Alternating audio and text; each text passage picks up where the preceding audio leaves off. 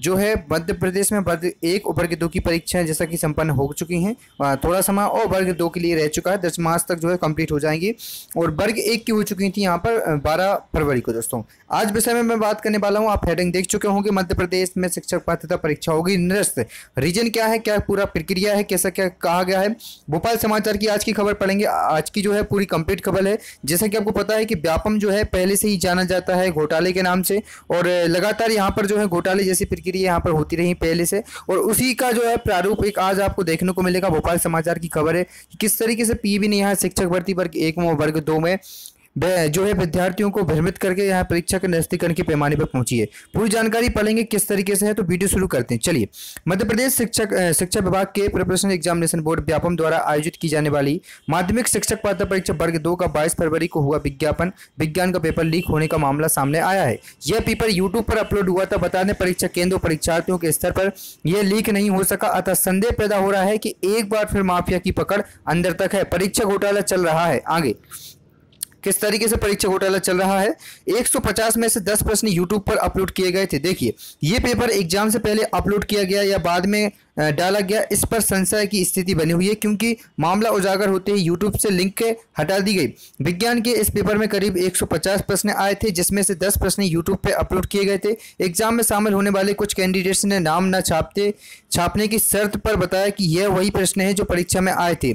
इससे यह भी संदेह प्रबल होता है कि माफिया कुछ लोगों को अतिरिक्त नंबर दिलाने के लिए यह हरकत की है।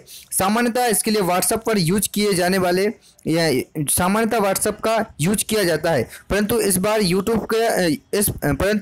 यूट्यूब का उपयोग किया गया है।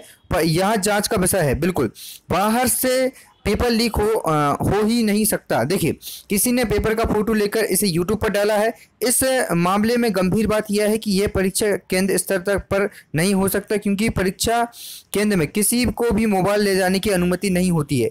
क्योंकि जो है क्यों ना यह संदेह किया जाए कि प्रिपरेशन एग्जाम बोर्ड के अंदर या फिर परीक्षा के लिए तकनीकी काम करने वाली कंपनी के सर्वर रूम से यह पेपर लीक किया गया है। शायद जिसने यह पेपर लीक किया है उसका व्हाट्सएप ब्लॉक हो गया है होगा, इसलिए उसने यूट्यूब पर डाला और फिर हटा दिया।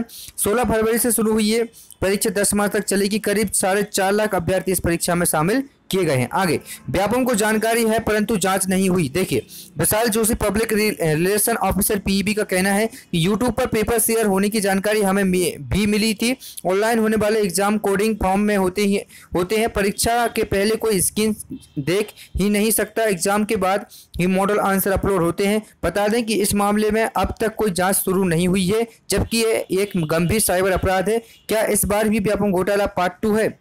देखो दोस्तों, आप बिल्कुल इस प्रकार से आप समझ सकते हो कि यहाँ पर जोशी जी का कहना बिल्कुल साफ साफ मना है कि हमें इसकी कोई जानकारी नहीं हुई है, ना तो हम इसकी कोई जानकारी जो है जांच करा रहे हैं। तो क्या आप समझ सकते हो कि ये व्यापम पार्ट 2 है या घोटाला पार्ट 2 कहा जा सकता है इसको? क्योंकि इस प्रकार की क्रियाकलाप जो पूरे प्रदेश में हो रहे हैं, तो इससे तो यही जान पड़ता है ना तो कोई जांच कर रहा है किसी भी प्रकार की, और ये जो आता है कौन सी कैटेगरी में आता है, तो ये साइबर अपराध या साइबर क्राइम की जो है उसकी कैटेगरी में आता है। और इसी प्रकार वर्ग 1 में जो पेपर छापा गया था वो भी पूरा आउट ऑफ कोर्स आया था। इस प्रकार पूरे प्रदेश के सभी समाचार पत्रों में इस प्रकार की खबर छपी है। तो आप भी सचेत हो जाइए और संचेत हो जाइए और जागरूक हो जाइए कि ये जो परीक्षा है पूरी फर्जी रूप से ली गई है।